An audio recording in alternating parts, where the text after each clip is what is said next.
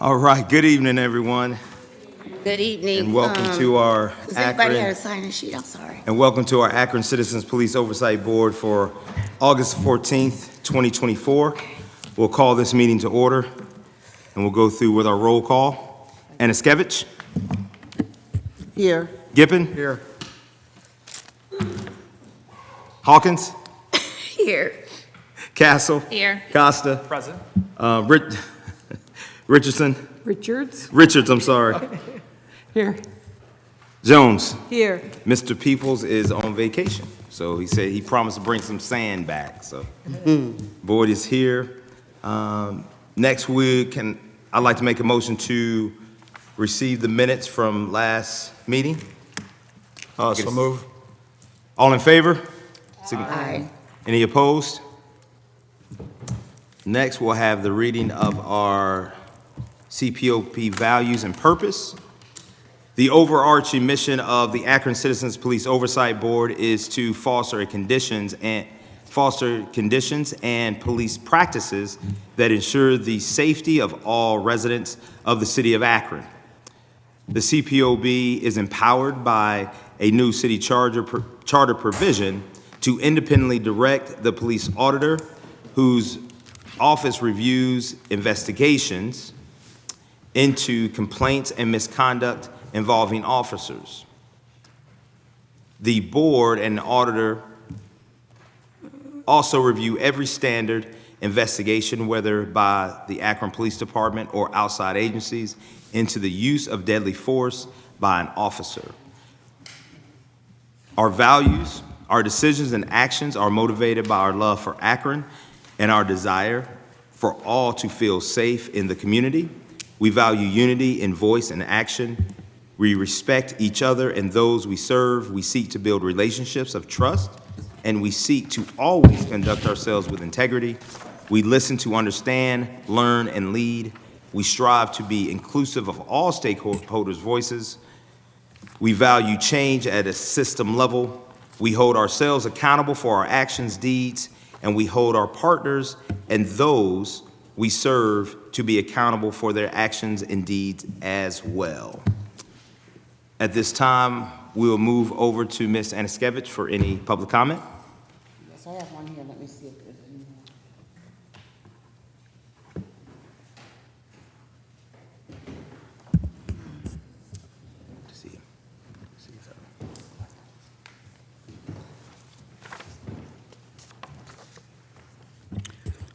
Pastorette, please. Good evening. I find it very offensive that you keep holding that clock up in my face as if you're just throwing a clock in my face and not listening to what I say. Would you please sit that down and listen to what I'm saying, please? That's very disrespectful. I came here this evening. I'm Reverend Pamela Pinckney, pastor and visionary of No Fear But God Fellowship Assembly Church Ministries. I'm the former chaplain for the East Cleveland chapter of the League of Women Voters. I'm also the former clergy chairperson for Black on Black Crime Incorporated. And today I had a very serious, very interesting situation. I'm also a plaintiff in the United States Northern District Court, which is here in Akron, and Cuyahoga County Common Pleas Court. I'm also a presidential candidate in this 2024 election. And today I went to the police department across the street there after being advised to do so by my victim's assistant advocate here on Main Street to get the police to help me. And police officer Ullman decided that he was not only going to sneer at me and laugh at me, but another white police officer, if he's white, I don't know what he is, what his nationality is, a white officer, an old white officer with a mustache and glasses decided to stand up on the balcony to make an effort to intimidate me, to not hear what I had to say. And I hope you're listening because I see you looking at your phone. To not hear what I had to say, and they wouldn't listen to my justice advocate here in Summit County, and they wouldn't listen to my justice advocate in Cuyahoga County. So I'd like to know also why it is that I filed complaints with this agency, with this organization, and not one of you all has ever gotten back to me in reference to my safety concerns and my concerns about Akron Police Department. You don't follow through on anything pertaining to me. I've asked you for a conversation between the police and the public, and I'm being made a joke and a mockery of. And I hope nothing happens to me when I walk out this door because of your negligence. And you're taking my life as lightly as you take it and allowing the police to try to intimidate me. I don't fear anybody or anything, but I do demand justice. And your respect.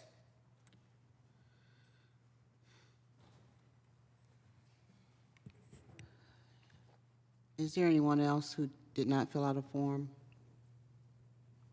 Okay, that's it then. Thank you, Ms. Anaskevich. Now we'll move on to item 6 on our agenda, which are committee report outs.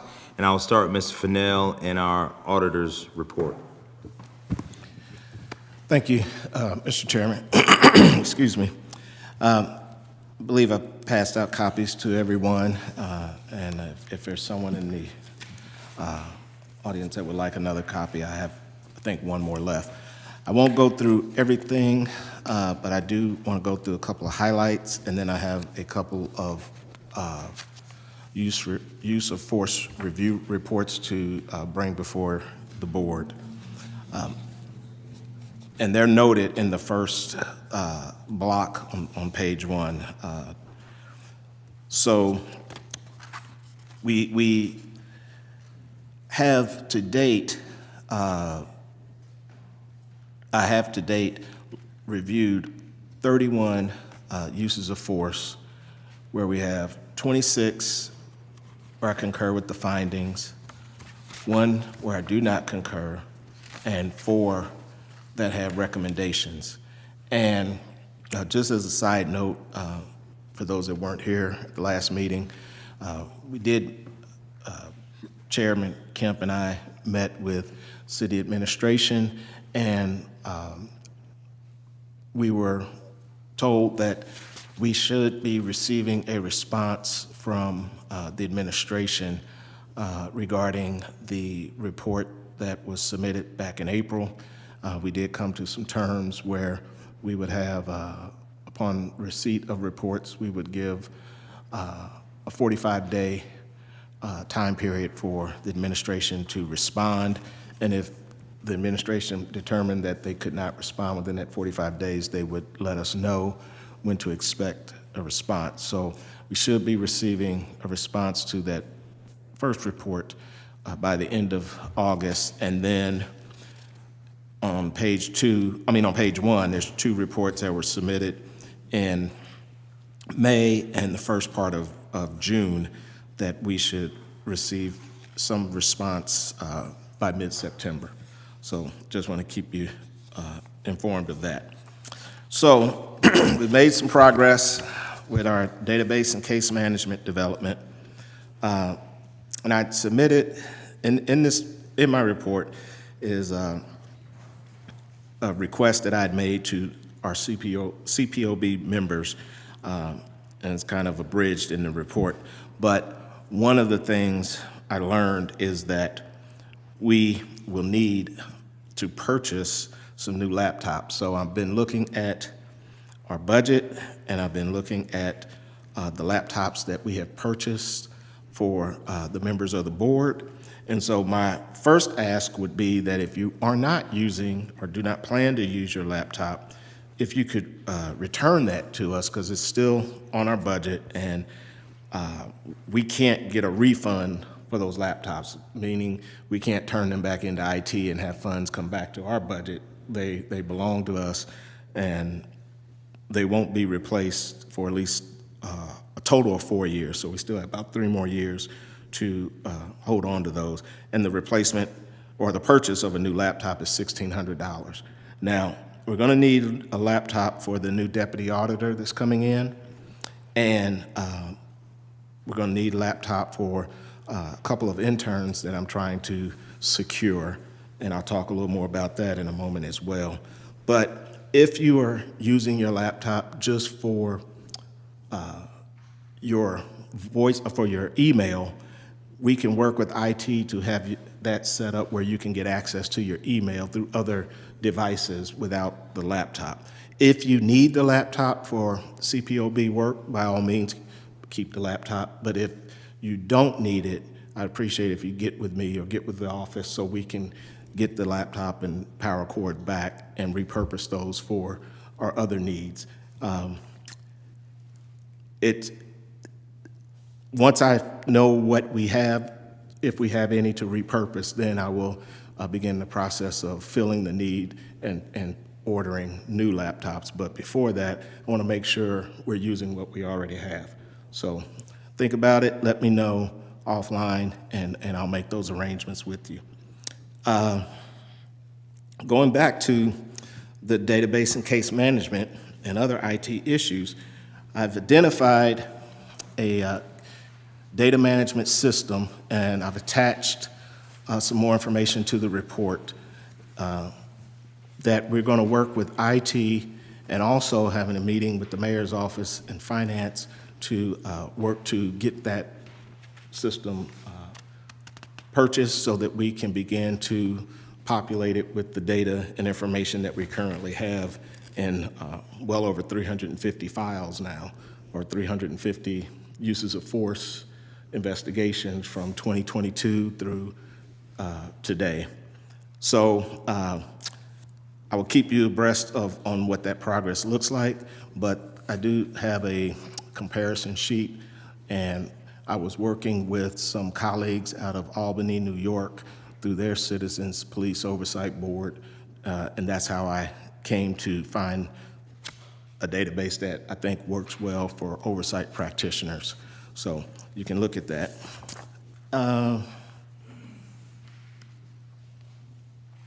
OIPA process and procedures. Anthony, super quick question. I'm sorry, go ahead. For my understanding and reading, for the implementation cost that's laid out, would that be like, and we can talk offline because I'm just curious whether or not that'd be like an annual implementate, or what degree of that would be like reoccurring on an annual basis based upon whichever system is like selected, but we can. Well, I can answer that in general. I've working with the vendor, the provider, to get us a demo and then actually sit down and break down what those costs would be. The numbers you see on this document were from 2 years ago, and those were based off of Albany, New York's needs.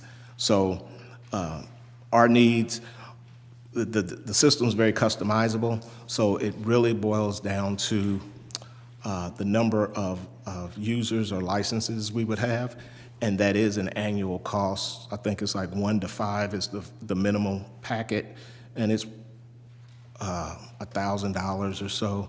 So I need to get obviously more information, but there's a setup fee, a one-time setup fee, and that may have gone up based from those numbers from 2 years ago.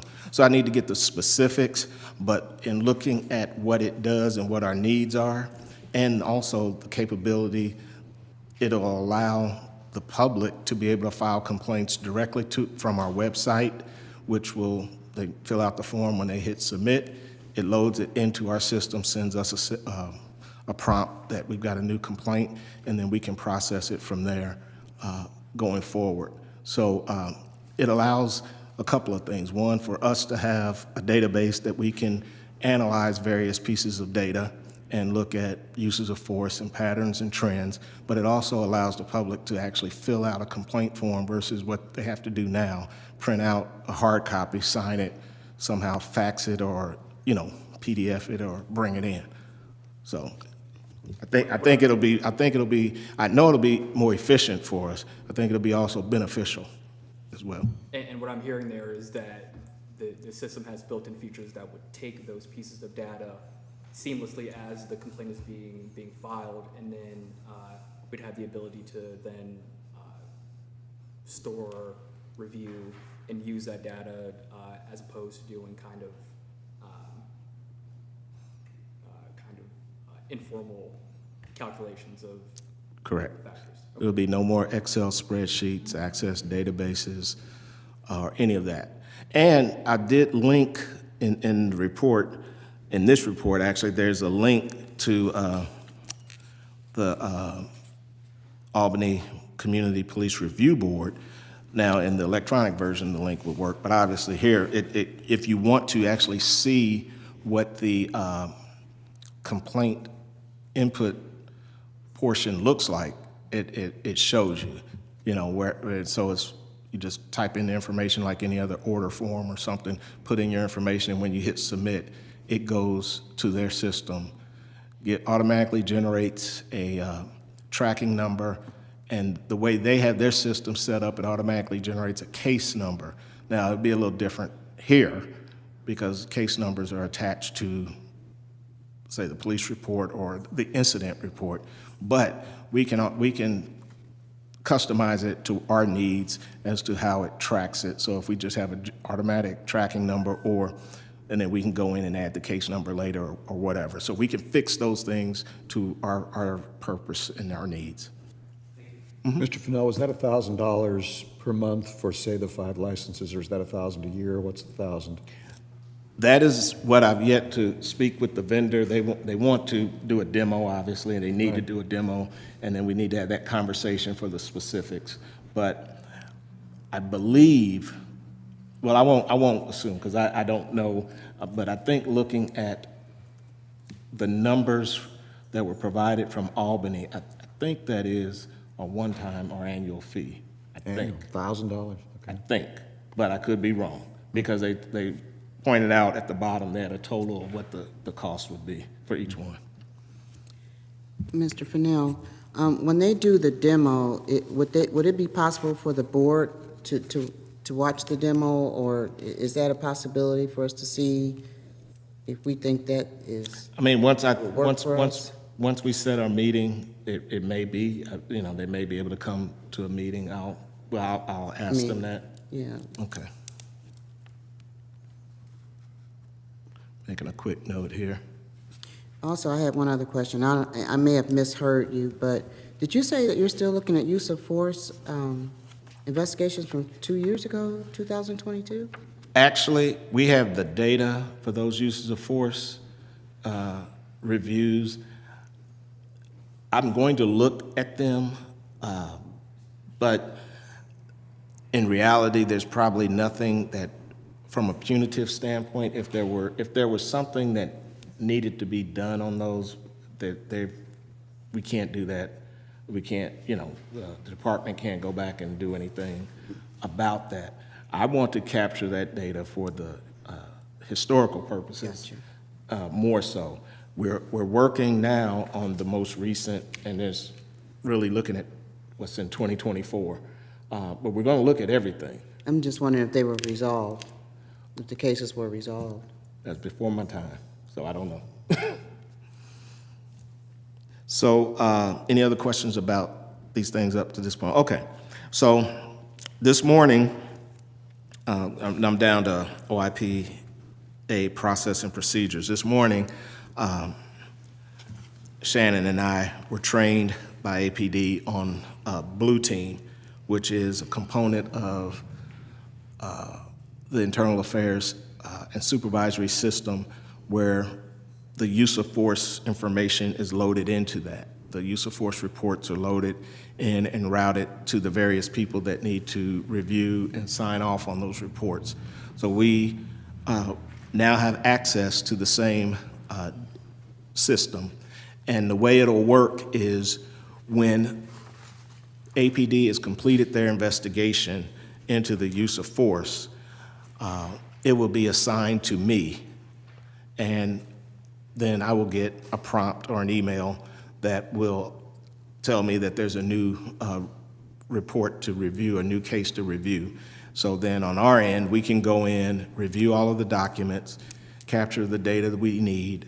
I can submit my findings directly into the Blue Team and send that directly back to the chief and to the internal affairs or to Office of Professional Standards.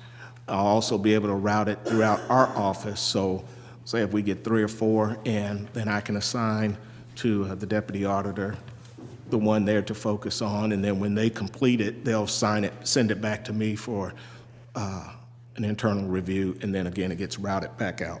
So we're hoping that this will, well, it's going to save a lot of time because we'll have direct access to it. Won't have to send an email out to someone and then wait for them to respond. And we're hoping that'll be a better tracking system because right now, everything's done manually. So it's a way to make mistakes, and we have caught mistakes.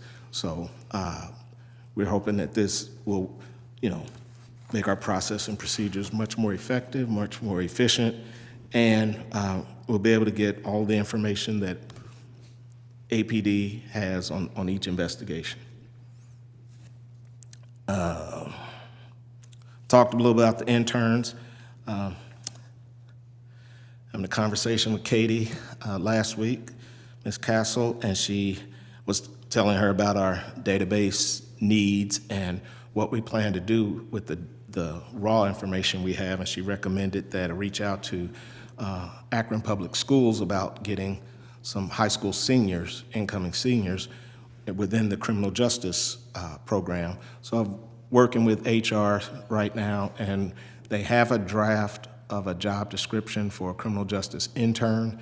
I'm gonna meet with Ms. Richards and the HR committee so we can go through that draft, make sure it covers all our bases, and we hope to have that out and work in collaboration with Akron Public Schools to get between 2 and 4 interns that would work a couple days a week. So it'll only be like 3 or 4 hours a day, maybe 2 days a week. So if we get 4, then we can at least have a coverage like Monday through Thursday or something to that nature. So that's the general plan. And the duties and responsibilities would be to, once they're trained and everything, be to assist in inputting this amount of data into the system and getting that caught up. And then at the same time, learning what and how to use data in civilian oversight. So those are the primary goals of the program. Mr. Fennell? Yeah. I have a quick question about that. I think that's an excellent idea, using kids to learn how to do something like that. But I just want to make sure you'll have something in place to protect private information, Yes. citizens' private information, Yes. IPP information, and PII information. Before they ever see data, they will be trained on confidentiality, have to sign confidentiality forms, and we'll work with their school counselors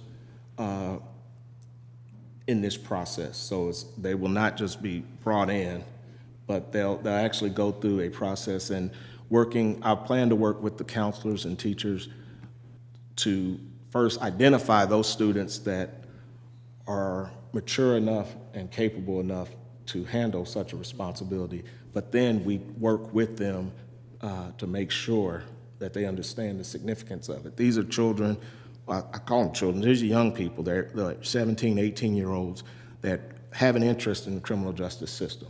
So one of the learning opportunities will be to stress upon them the importance of confidentiality, and that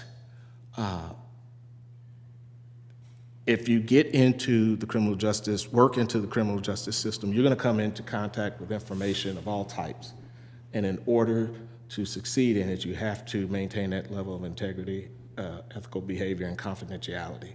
And quite frankly, if they come across a case that involved one of their peers, they probably already know all about it anyway, the way kids are. That's kind But we want to stress to them the importance of again, confidentiality, and that's actually noted in the job description. So there'll be some parameters set, such as, I'm not going to allow them to have their cell phones active while they're working with the stuff, with the data. They're not going to be working in isolation. The way our office is set up, they'll be monitored. So, at some point, and this is just my personal feeling, at some point, because the question was raised, well, why don't you use college students instead of high school? Well, my niece is 17, she's going to college. in a couple weeks. So at 17, 18, they're there, you know. So I think it's more important that we take the opportunity to treat them as young adults, treat them as young professionals that are going into this, that want to go into this profession, but also provide them the training and guidance, and then have the faith that they're going to do the right thing with supervision. Okay, well, I just want to offer myself up for any training on confidentiality and that type of thing if you need it. You know, I think it's an excellent idea to bring young people in on something like this, but I do want them to have, you know, the correct training on confidentiality and private information of citizens in you know, in the city. So if you need something like that from me, I'd be more than happy to hold a couple training sessions with them or something like that. Right. And again, we're still a ways off from Okay. actually putting out the job notice or the intern notice. And we still need to work, you know, with the schools system and make sure we have those pieces in place before we do it. But I'm just telling you what's down the pipe. Okay, just Okay. let you know I'm willing to help out. All right, yeah, Okay. believe me, we've had lots of conversations about all of that and are trying to work through a plan to mitigate that. And it may, quite honestly, it may just boil down to maybe we can only take 18-year-olds, I don't know. But right now, it's looking at seniors who are in the program, so I don't want to necessarily restrict a person who's a senior just because they haven't turned 18 yet. Right. You know, if this is the path they're going. Mr. Fennell, I'm Yes. assuming that they'll be released during the school day to come and do the work. Is that correct? Yes, we're anticipating, I believe Katie, is in the afternoons that they usually release them, or is it, it's like 2 to 3 hours a day for a couple of days a week, but I believe they go to school in the morning and come in the afternoon, or go to school in the afternoon and come in So the it can morning. look a little bit different. So within Akron Public Schools, they have the College and Career Academy. So as Mr. Fennell said, that public health and safety is over at Elliott CLC. So those students as seniors, they can leave for what's called work-based learning or internship opportunities. So it depends on their schedule. So some of them might leave in the middle of the day, some might be morning, afternoon. So it would just be contingent on like what they still need for graduation. But there are opportunities as long as they meet certain attendance and GPA criteria for them to be able to leave for opportunities such as this. I see. Okay, thank you.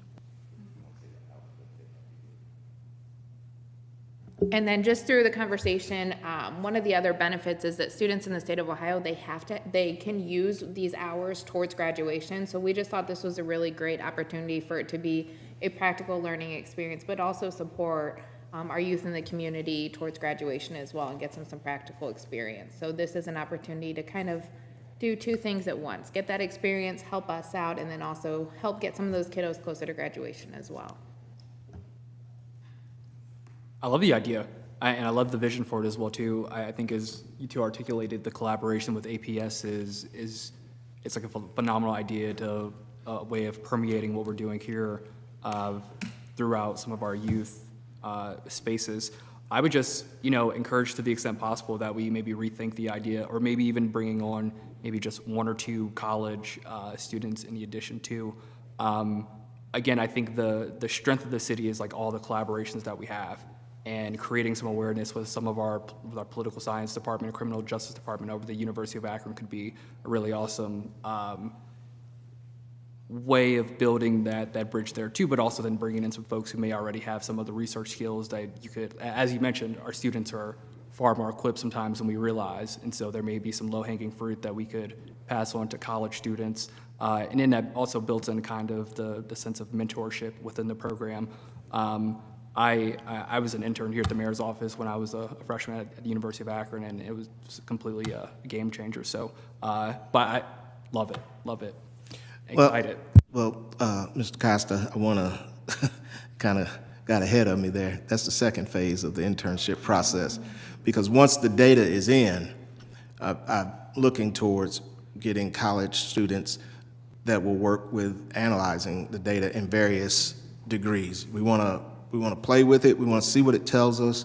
We want to, I'm not making any assumptions on anything from what the data will say, but I want to get people, number one, that are doing this in college and have that practical experience applied to their learning experience, and then working with our office so that, again, they can learn how to use data in the oversight arena, and we'll just have, you know, a couple of interns that'll work with myself and the deputy to go through and just see what it tells us. Because right now, we don't know what it tells us because it's on hundreds and thousands of pages of PDF and Word files.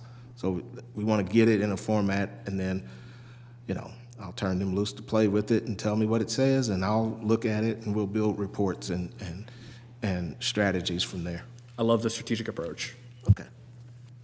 And that, again, not because of Ms. Castle's recommendation, but I also thought, I mean, quite frankly, it's a lot of tedious work to put it in and get it into the system. But I think high school students will jump at an opportunity to at least get some real world experience, and then I can use the college students who are, you know, studying statistics, studying political science, and those various levels at college to actually get some practical experience as well.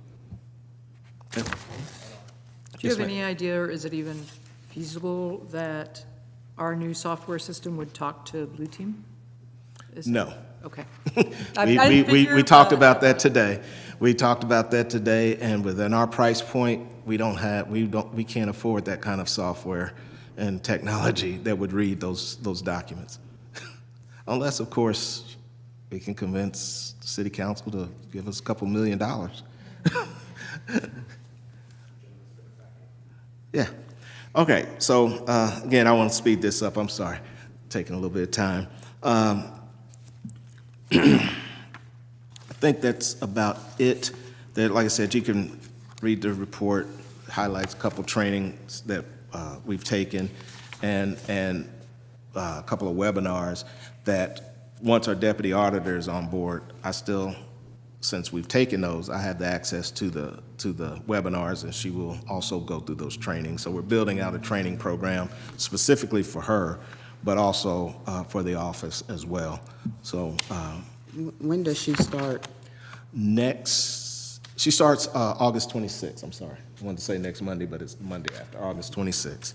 And working again with HR to get all of that onboarding process in place. So now moving to use of force reports, I've got a couple of them.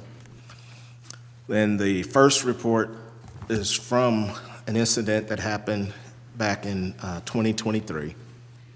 And I'll say at the onset, with both of these reports, I concur with the use of force findings. I concur with their findings that it's objectively reasonable. I brought these two reports to the board because there were some issues I found that I feel it's my responsibility to bring forward, and I'll explain that in more detail. But I also believe that it has created space for conversations between the chief and I on the best route to bring this type of information to light.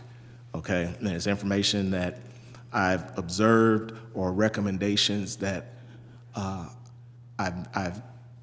am making that don't necessarily, again, point to officer misconduct or anything of that nature, but it may be a better way of doing things. So in this first report, it involves a young lady, a juvenile, and there's a history of police responding to her home, and she's got a history of police contact because she has some behavioral issues that are being addressed. But in this instance, she lashes out at a firefighter and also a police officer. And as they're trying to restrain her, she bites into the leg of the police officer. And as she's biting into the leg of the police officer, his response is to strike out 3 quick times, and they were not with his fists, they were not like full-blown, drawn-out punches, but there were 3 strikes to an area that's roughly behind her right ear to free her, cause her to release her bite from his leg. He did that, she released, and they were able to secure her. Now, the issue was brought to me as a complaint from the grandmother. And I don't know if you remember couple of months ago, a grandmother came here and mentioned the incident, and I've looked into it. And the use of force, in my opinion, was appropriate. The issue I have is a continuing issue with the use of force policy, and I found that the use of force policy does not address uses of force against juveniles. So this is, again, another item that the chief and I are going to have to discuss as we discuss the overall policy itself and what changes, if any, should be made. But I wanted to point that out in this report to document that it does not, the current use of force policy does not address when and if it's appropriate or how it's appropriate to use force against juveniles. And I've already told the chief, I'm not looking to be restrictive, but more informative so that officers are aware and conscious of this is a young person, this is a person that you already have a history with that has some behavioral issues. It's not necessarily a bad kid, but has some issues that are trying to be addressed. So I raised that, and then the second recommendation in this report. Mr. Fennell? Yes, sir. Before you do that, first of all, I maybe. Well, I wasn't finished with this report. Oh, I'm sorry. Yeah, let me finish this report out before I move to the next one. I'm sorry. Okay, and so the second issue in this report is to recommend that the dispatch or in the communication system, that it is properly noted, because they can make notes and attach them to an address, that it's noted that when they get a call to this specific address, that if possible, if a CIT officer or member is on duty, to send them to this address. Mm-hmm. Because one of the things I noticed in reviewing the body worn was that the young lady had a rapport with one of the female EMTs on scene. And as long as she was interacting with that EMT, she was calm, she was cooperative. It's when that EMT left that she became agitated. So I believe that if there's a notation there, if they can make that notation and send the CIT representative, that can also help trigger other services this young lady and this family will need. So those are the recommendations. They've already been forwarded to the chief, and he has no problems with them. So that is the first report. Mr. Chairman, I always thought maybe best to take them one by one. Okay. Yeah. I was the member at review yesterday. We had a very good discussion on both reports, but this one in particular, including input from members of the public who were there. So I'd move that we adopt this report as our recommendation as well. Any discussion? I have one point of discussion. Has it been seconded? There's a motion on the floor still. Has it been seconded? Second. Seconded. Discussion, go ahead. Okay, so I think that's an excellent idea. But I was a dispatcher at one time, many moons ago, and I think it's important to emphasize to the chief, I mean, he probably already knows this, but should they get another call, like you said, at that address, involving a minor child like that, somehow they would need to automatically have that information referred to the dispatcher who sends the call out, so that they know that they need a CIT person with them for this particular call. Mm-hmm. You know, because, you know, children are, you know, troubled children are troubled children, and I agree, you're correct. You cannot treat them like troubled adults because they are children. So there has to be extra measures taken. I used to work with troubled children and their families, and you do have to take extra measures. So as long as there's a line of communication between the phone call And it needs to be seamless, is what I'm saying, between when the call comes in and that address, and then somebody needs to be alerted somehow that this is what's going on at that address, and there's a minor person involved, and a CIT person needs to go along with that call. Yeah, that was the conversation I had with the chief, and I don't know how their communication Yeah, they'll have to process figure it works, out. They'll have to figure that out. But there has to be a permanent note in Exactly. the system attached to either this young lady's name and/or the address, because the problems also carry over to school. So some of her contact has been at school. So I don't know how they can do that, but my recommendation was to put that in the information into notes somewhere that the dispatch Exactly. has and that the responding officers have and know to either ask for or automatically send out a CIT member before they Because the respond. dispatcher's only going to give what information's given to them. Correct. Okay. Ms. Fennell, just for moment clarity, could you tell me what are the two recommendations again? Yes. I'll read them. First recommendation is OIPA and CPOB and APD work together to review and amend the APD Directive P-2021-013, resisting arrest, use of force procedure as needed. So I don't specify because it's multiple issues, I believe.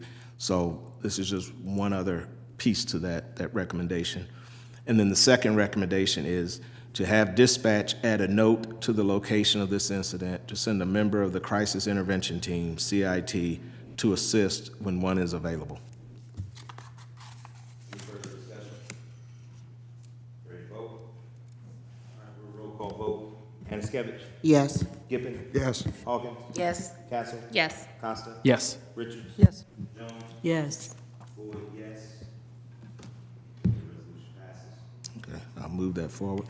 And then the second report, a little bit different type of report than I've prepared, in that this report, again, does not deal with officer misconduct. In fact, throughout the report, the use of force, I actually praise the officers and commend them on the way they addressed the situation and how they handled the use of force situation.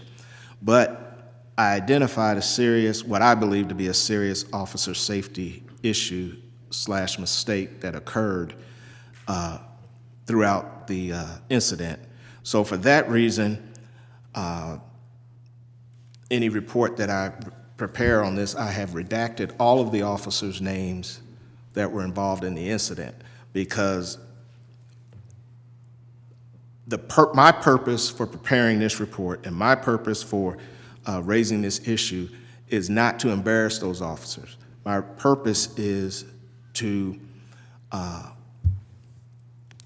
make all officers aware when they're facing a similar situation or any situation, to be cognizant of responsibility and also cognizant of, in this case, weapons that are left unattended. And so in this instance, officers were dealing with a person who had a warrant, and as they were removing him from the car, he fell, and then they fell, and they were trying to get him handcuffed. He was not really fighting. He was more so questioning and not wanting to go to jail, as most people would, but he was not physically fighting the officers, and they were not using any undue force to get him handcuffed. But they were between a vehicle and a fence, and so it was a small space with 4 grown men struggling to get this man, 3 officers struggling to get this man handcuffed. Now, the issue is that prior to getting this individual out of the vehicle, they had gotten the driver out of the vehicle and found 2 handguns on the driver. And those 2 handguns were loaded, and they found extra magazines. So they were checking the driver to make sure he was legally able to carry these handguns, and they had the handguns secured on the hood of a police cruiser that was behind the stopped vehicle. There was an officer standing next to the outside of the police cruiser near the handguns. There was an officer in the car with the driver in the back seat, and they were running his name and checking him out. And then there were other officers at the stopped vehicle when they learned that the gentleman had a warrant. Once those 3 officers fell, the officer outside of the vehicle next to the guns immediately went over to assist them, leaving the guns unattended. The officer in the vehicle looked up from his computer, saw what was happening, jumps out, runs over to assist the fellow officers, again, leaving the guns and the individual, although he was handcuffed, unattended in the vehicle. So my recommendation is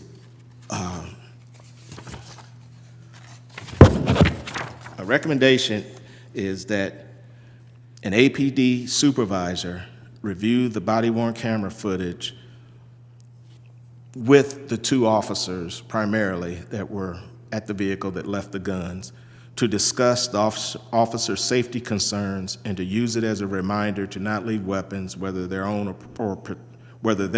potential evidence, unsecured at any time. And then I reference the department manual rules about securing personal property and evidence. Now, not only were these weapons left on the hood of the car, they were unloaded, but there was magazines right there, so they could have easily been loaded and turned on the officers, who were all directing their attention at the person that was being handcuffed. But in a traffic stop, officers are trained to shine their spotlights, and we used to call them takedown lights, onto the vehicle that they've stopped. And those lights are very bright, and they blind and obstruct clear vision so that an officer can approach, and the person in the car can't really follow what they're doing because they get blinded by the light. Well, in this situation, had someone taken the guns or had someone turn and decide to use those guns on the officers would not have been able to really see them because those same lights would have blinded them. So I don't want people to walk away with thinking, I'm trying to ding these guys or I'm looking for wrongdoing, because I think something's different. I think it's different if I think something should have been done one way, they did something another way. I don't think that's necessarily wrong on either part. But in this instance, it just jumped out to me as an officer safety issue that I could not present it. I have had conversation and discussion with the chief on really what's the best way to present things like this that I find. We're going to continue to have conversations. So I don't necessarily know if presenting it this way is the best way. I don't know if, those are conversations we have to have. But for today, I'm presenting it this way in the form of a report and a recommendation. Thank you. Mr. Chairman, I'll move that we adopt this report and recommendation as well. And I just wanted to say one thing about it once there's a second. Second. I fully support both doing a report on this matter based on the discussion, because the record did not indicate that there had been any supervisory action taken. And as those of us, when we were reading these, when there's been counseling, if you like, it's noted in the reports. So that was not in this report. So I certainly supported Mr. Fennell in concluding that in this matter it should be handled the way it's being handled now. And I also want to say that I fully concur as well with the redaction of the officers' names. In fact, I initially raised the question about whether we should do that or not, and I think that's completely appropriate, as Mr. Fennell said. So that's the reason why I absolutely support our adoption of this. Any other discussion? Could I add one point? As Mr. Gippen caused me to remember one other thing. With the conversation I had with the chief about this, he asked if I had called to see if a supervisor had counseled the officers, and I did not. And you're correct, the report didn't reflect whether they did or didn't. So it is a possibility that the supervisor could have counseled them and just not put that in the use of force report. And as I explained to the chief, even if that's the case, I feel like it's my responsibility to bring it to light because other officers may find themselves in a similar situation. And while the chief has counseled these two, this does serve as a reminder to other officers on the department to be cognizant of this. I'm not saying anybody's doing anything wrong. I'm not blaming these officers. It's a point, and I think it's a training opportunity and a great opportunity to remind officers that, they have to be conscious about all of this stuff so that they don't find themselves in a situation where they could get hurt, their partners could get hurt, or they could have to use deadly force against someone that could have been preventable. I think, Ms. Fennell, and I love the recommendation, I think the question that came to my mind is, and you said it a little bit, there's one thing to make the recommendation that they have to watch it with them, but how do we know that happens? What's after that? Like, do they have to sign off somewhere? Like, how's the accountability that it's been said that they've watched it with them? You know what I'm saying? Like, that's where my mind goes. I think as we work through the response process with the administration, Okay. Yeah, that would be an acknowledgement. Yeah. I mean, beyond that, we don't know, but I would think that would be, Yeah. counseling would occur, and then there'll be a simple response. Yeah, some type of, because that was the one thing I thought about. I love the recommendation. I was just thinking, though, how's that going to be affirmed that those things happen? That's all. Any other discussion? Yeah, Mr. Yeah. Fennell, can you just read the wording of your recommendation again? Yes. Okay, here it is. The recommendation is an APD supervisor review the body-worn camera footage with, and then I've redacted out their names, the officers, to discuss the officer's safety concerns and use it as a reminder to not leave weapons, whether their own or potential evidence, unsecured any time. Okay. And so your thought is to use it as a reminder to that officer and others, and all officers then? Yes. Yes, okay. And specific to these officers about this incident, but my thought was by bringing it forward, it would serve as a reminder to all officers. Okay, thank you. Well, I want to commend you for thinking out of the box on that particular issue, Mr. Fennell, and bringing awareness to the Akron Police Department and their superiors about this situation, because it could have really turned bad and it could have turned lethal. So they're human too, police officers are, and it's always good to remind people of safety issues that might be getting overlooked in the heat of an incident. Correct. So I commend you for that. Okay, are we ready to vote? Yep. All right, we'll roll call it. Ms. Anaskevich? Yes. Gibbon? Yes. Hawkins? Yes. Castle? Yes. Costa? Yes. Richards? Yes. Jones? Yes. Boyd, yes. Recommendation passes. Anything else, Mr. Fennell?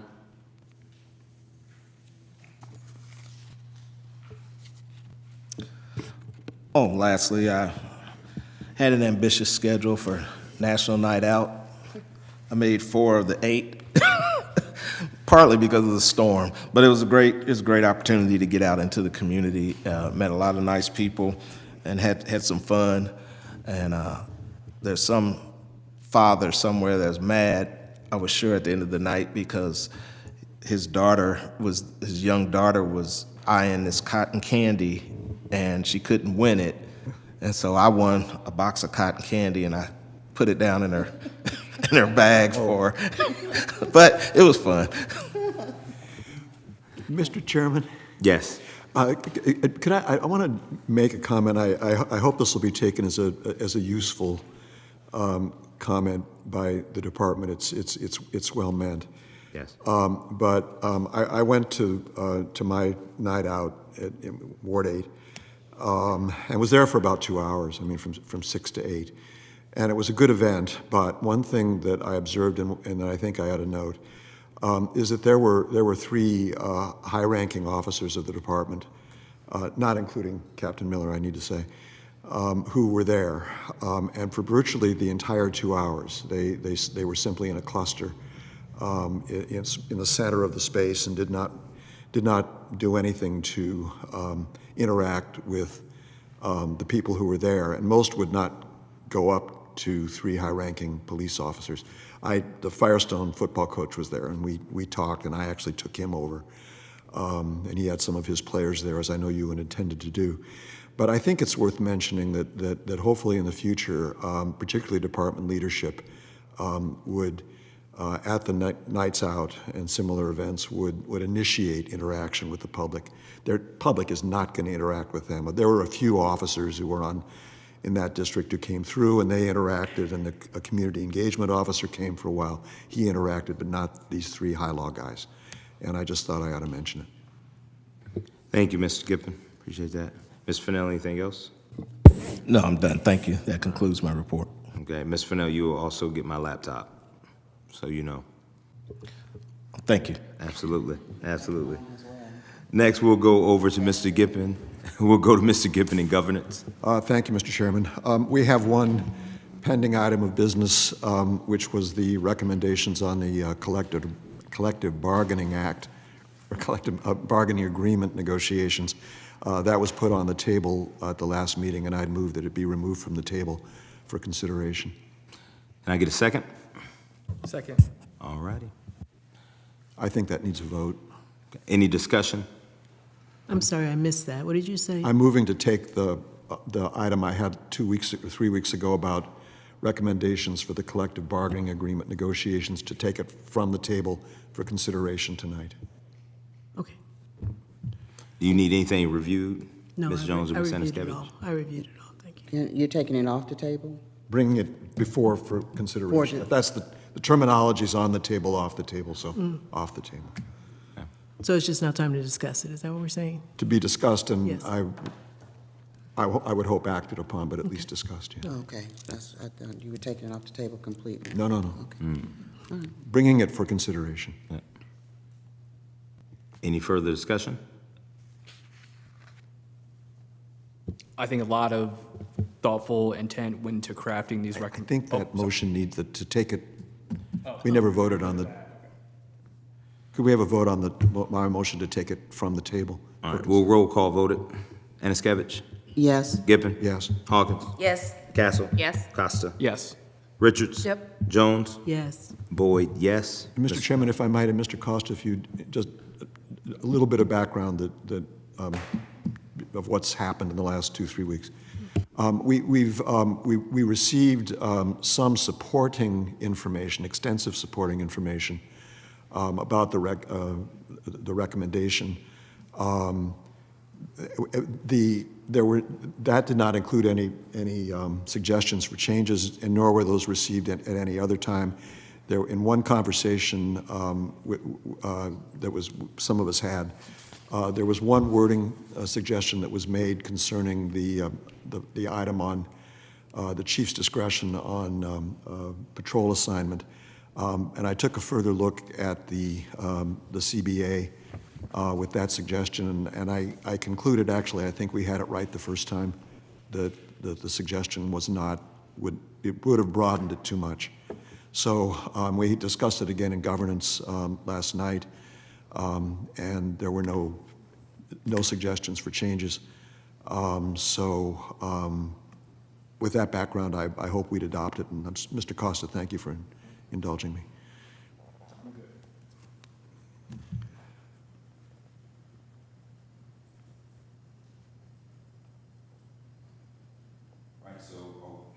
Sorry. So are we moving to a vote to adopt the Please, recommendation? if we might, if there isn't any other Do discussion. we need so we already have this, we had the motion to take it off the table. Do we need Now another it's up for consideration, as it was 2 weeks ago, 3 weeks ago. And so we don't need to do another motion for that? No. Now So now we're voting on, should we do this or not? Okay. Does everybody have an understanding of what we're doing here? Yes. Yeah. All right. I just So- want, oh, I'm Go sorry. ahead. I just read the well, I tried to read a significant portion of the CBA today that's sort of related to the recommendations here. And I just want to say that probably took a lot of time and a lot of attention and a lot of hard work. And I want to commend the committee for that. And I do agree with the recommendations. Thank you. All right. Roll call vote. Anaskevich? Yes. Gippon? Yes. Hawkins? Yes. Castle? Yes. Costa? Yes. Richards? Yes. Jones? Yes. Boyd is yes. Thank you, Mr. Chairman and members. The only other item I have, we're continuing the discussions with the Law Department about independent legal counsel. There is a document which now has been produced that we're going to discuss further with the Law Department. So, but that's in motion, and there's been progress since we last discussed it. Thank you, Mr. Gippon, and for the committee. Next, we'll go to Ms. Hawkins and community engagement. Yes, I plan on having a meeting soon. I do have some information about the program. Can you turn your mic on? I'm sorry, you guys can't hear me. Okay. I will have a meeting, maybe the 27th of August. I plan on having one. And I just got to secure a location at a library. And I just have some information about a new community program for children. And also, I have a question about the survey that is supposed to be conducted, I guess, for the community. Are we still in need of that, or do we think we need to know the needs of the community? So I think the thought was to, where we had last left it is we had got the approval for the appropriation for the cost of it, but there was some thought as to, once Mr. Fennell came in, to kind of think about, okay, do we need to take a step back from this? Is this something that we still think that we need? Do we want to go forward? Do we want to retool what we're seeking with respect to the survey? I think my personal opinion is I think that it still would be helpful, and it still would be adds value, utility, because it's an actual, like, something that is not just informal and an outside party that's providing as well too. And so it provides a bit of credible insight into thoughts, feelings, opinions with respect to APD relations in a community. So that's my thought, but I'm curious of other, what other board members may think, but in particular, whether Mr. Fennell has any thoughts with respect to if we need to shift or modify the scope of that.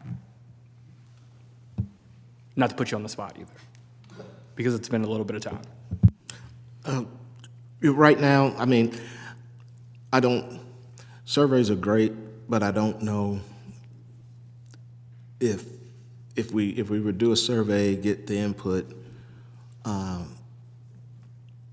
I don't know if we'd have necessarily the capacity to try to implement those things right now or in a timely manner. I really haven't had a chance to think about how that process would work. I am reaching out and attending, community functions and events and getting feedback.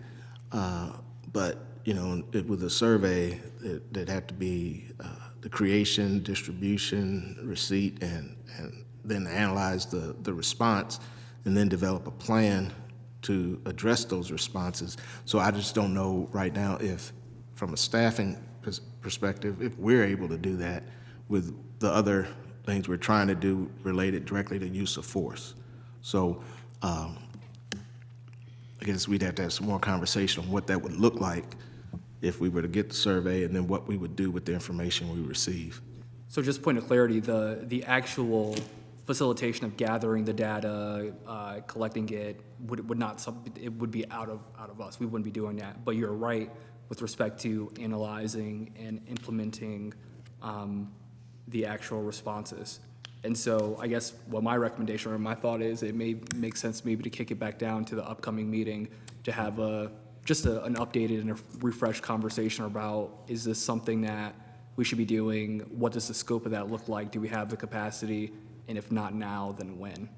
Okay, because my question was, are they going to be surveying people in every district, in every age group, and as well as the police, to talk about community relations? Mr. Chairman, probably, we do have a draft of it of the survey. Oh, okay. And no, it does not include police officers. Oh. It's intended to be a valid survey, a community survey, statistically valid. I agree with Mr. Costa. I think that it's something that would be better discussed in committee. And, not Mr. Fennell, obviously not you, others, haven't reviewed the document. It's been half a year, more than half a year. So I think that once the committee, committee members and Mr. Fennell and his staff have a chance to actually look at the document and see what's proposed, it may make more sense for the decision about whether to go forward or not. Okay, I was just kind of trying to figure out like the validity of the survey and basically how they were going to reach the community. I mean, I work in the community. It takes me sometimes 6 months to reach one client. So I was just trying to figure out how they were going to reach the community of the, that you said, like they fear going up to the police officers to talk to them. How are they going to reach out to those? Yeah, this is a professional firm and that does this work, and you'll see in the document how they're proposing to do it. Okay. Okay, thank you. I appreciate it. Thanks. Anything else, Ms. Hawkins? Nope, I'm gonna just pass these out at the end. Thank you. Thank you. Thank you. Now we'll go over to Ms. Richards and Human Resources. Nothing. Thank you, Ms. Richards. And now we'll go to Mr. Costa in Finance. Okay, so I provided every board member a copy of our updated budget as of today. It's weird that it's weird that our budget allocation changes from a year-to-year amount because it's tough for us to kind of, like, I'd love to see a year-to-date column to kind of say where we're at in terms of are we on track from a spending standpoint. So that's not available given the fact that our budget is not the same size that it was last year. But some key things to highlight to you. One, our remaining budget, our largest budget item, as everyone knows, is our labor budget line item, specifically of the $181,000, that was $717,000 that was budgeted for labor costs. We've spent down $71,360 and have a little bit over $110,000 left over. I anticipate that we are going to have some overages in that category moving into the end of the fiscal year, which does end for the end of the year at the end of the calendar year, given the fact that we didn't have a deputy auditor hired in place. We had originally, when we crafted the budget, we were anticipating that we'd have someone hired in around a deputy around, I think we were thinking April or March. And the reality of that is, our deputy is not starting until next week. So I do think that that's going to create some additional funds in that category for us to kind of be thinking about as we move into the end of the year. I want to address Mr. Fennell's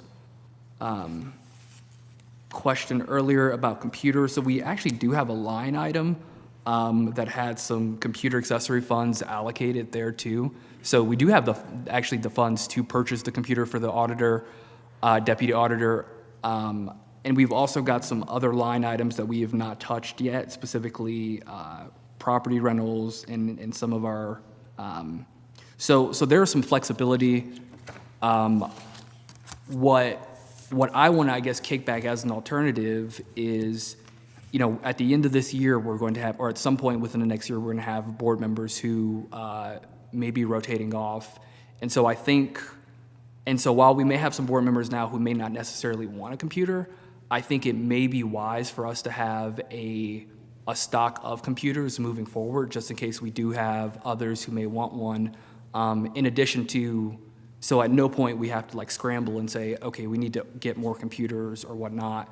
As everyone knows, our budget, if we don't utilize our budget dollars before the end of the year, then they are not to be made use for us. And so, my thought is that it may make sense actually just to go ahead and purchase the additional computers So we do have a backlog of them. And another thought is just, if something happens to someone, if your computer breaks or if someone does, just having some additional in stock. So that's my thought just in response. But as always, I prefer the guidance that you have too. So that's Can I a bit of an speak to that? update. Oh, Could I speak to that real Yep. quick? And I thought about that as well, but and I don't know if the board is aware, but I was informed that this board is the only board where the members have computers. The other boards throughout the city do not. And so I guess my question would be, what do you, as board members, foresee having a need for computers? Because one of the things, once we get the database, like right now, when we get walk-ins, people come in, they fill out the form, and then, we scan it and so forth. But if we don't have interns, we're gonna have a computer that the public can use in our office. So they can they can fill their complaint form out right there as they're sitting in the office, and it's as opposed to writing it out. They would just go to the website, which would be set up on the computer. And I know, that it probably wouldn't be the newest computer, but it'd have that internet access that they could get to the website and do that. But I guess my question is, since I'm here, since the deputy auditor will be here, and since we will be fully staffed, what need would you have to have a computer? Sure. So that's such a great question. I think the unique composition of this board, due to the confidential material that members are provided, and this, granted, is I'm as an attorney, I'm just overly skeptical about every situation, but I am not personally comfortable using city-based accounts on my own personal devices, due to if there was ever any. I just don't want to create any situation to where I'm using my personal resources for city-based purposes. And I think having a clear line of distinction, or at least supporting board members in their ability to have a clean line of distinction, is a good best practice, especially considering the fact that we don't know where future board members could be working at, what they may be doing in their personal life. So that's kind of my only thought in response. Okay, yeah, I mean, and again, I'm going to meet with finance at the end of the month, because I want to get a handle on this current budget, and then looking forward as to what the needs of the office are, so that we request funding appropriately and we forecast appropriately. So that's just one of the questions, is trying to identify, is there a need for, such an expenditure? I think we will have enough computers, because I've already received 3 commitments from board members to return their computers to the office. So I think we'll have enough computers to provide us for the next 3 years, because the life cycle's 4 years for the computers before we are allowed to replace them. So I think we'll be fine there. So I'm just, again, looking at where can we move monies to where we really need those funds for. So that's why I'm questioning. I don't want anybody to feel like I'm pressuring you and asking, what do you need a computer for? I want to know so that we have legitimate purpose and legitimate expenses. Sure, no, I appreciate that. And, I think maybe we should discuss a bit more, because I think a hybrid model could be available as well too, where we have computers available for board members should they want them. I'm not comfortable telling a board member hey, you should be using your personal resources to access potentially confidential information. For a number of purposes. as Mr. Fennell alluded to, we are getting closer to the end of the year, and so I think it is that time for us to start thinking about what the offices of the needs of the office are going to be moving into the 2025 fiscal year. And so I'd love to be a part of any conversations you have with the finance director moving forward on that, so we can not be in the position as we were last year, kind of scrambling to be as effective as possible with the resources that the city has provided to us. That's the end of the report, unless anyone's got any questions. I just want to let you know, I'll send you, if you aren't ready on that meeting for the 28th, I'll send that invite to you if you can attend. Okay. Any questions for Mr. Costa? Well, I do have one, I guess, just a very general question. Maybe you can't answer it now, but do you project to carry forward or that we'd have a surplus at the end of the year? Yes. So we need to talk about that? Yes. Okay. And sorry if I wasn't clear. That's kind of what I was alluding to with the interim period of the hiring that took longer than anticipated. Okay. All right, just some last closing comments from myself. One is everybody got one of these acknowledgement of receipt for a training that we need to do as a board. It's supposed to be, did Ms. Sanaskevich get one? I'll just print it out for me. So I think I forwarded this in an email while we're sitting in here. This is going to be a training that we have to get done based on, I believe, fraud, Ms. Matz? Okay, the auditor's fraud training. And would you be able to send that link? I didn't see the link. It was in the, Oh, okay. Yes, scroll down. Thank you so much. Thank you. yeah, it was, Our it was in the laptops email. don't have printers on them, no. How am I Sorry? supposed to print it off? We have I to hear fill you. it out? Do we have to fill it out? Yeah, you can fill it out. We can make copies of it. Okay. Yeah, we can. I'm sure they got a printer back there. We can just make some. Yeah, and if you make copies and just get them to the office or whatever, we can assist you in getting it, because it's all electronic, so we Okay. can assist you getting it sent to the state.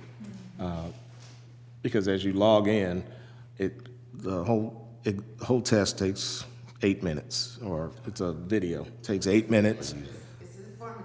Yeah, it's very informative, but it's a quick 8 minutes.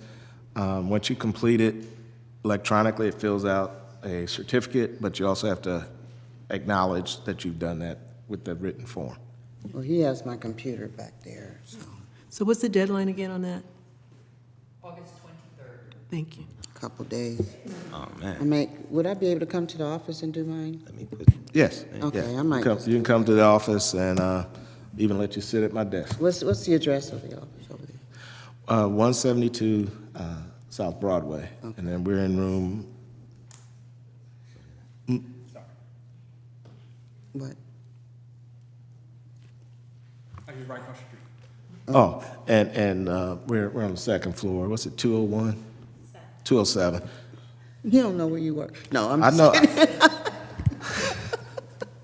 Okay, I probably will do that because I'm having problems with the new laptop that they gave me. He's had it back there all night, so I may just come down there and do mine. That way I know I have it done. On the phone. Okay. All right, thank you for that. One last thing, I had a really good, this is probably about a month ago now, I received a phone call from one of my players who was asked to give me a call. Another one of our players' mom asked to give me a call because he had just got pulled over by the police department. And it was right across the street from our high school, over at Garfield High School on Archwood. And when I pulled up, young man, he's gonna be, I think he's 14 years old, he's gonna be a freshman, so 14, 13. And he was in the back of the police vehicle, walked up, just kind of, mom obviously is just a little bit upset because he had just left home, and he was walking down the sidewalk to practice. And he got picked up, and mom always watches him walk. And so when he got picked up, obviously mom came out, was concerned. The police officer who was dressed in uniform was like, hey, this is an ongoing investigation, and very gracious and good with the mom, also with me. And so as time went on, he's back there, and there was a detective that came up, plain clothes, gray t-shirt, had on a badge. I believe his badge number was, I think I told you, Captain Miller, was 729 or 728. And long story short, it was mistaken identity. And what I so appreciated is how that detective handled that young man and his mom. Obviously, the young man was a little upset, probably even a little embarrassed. But that detective allowed that young man to speak his truth. And the detective said, hey, I need to know what you went through and if we did anything wrong so we can correct ourselves. Because if we did something wrong to you, I want to know about it so we can correct how we do these types of things. And again, he didn't know me from Adam. I got a hat on, I got my I got my gear on, getting ready for practice. But I so appreciate the time that he took not only to hear that young man who's 14 years old express his hurt, his embarrassment, his truth, but also he took the time to explain to him, but also took the time to listen to that mother. And I believe it was the next day I reached out to Captain Miller. I said, listen, I don't know who it was, but here's his badge number. If you could just let me know who that is, I would love just to express my sincere appreciation for how he handled this young man. And I will tell you this, the detective was a white male, and this was a young black boy.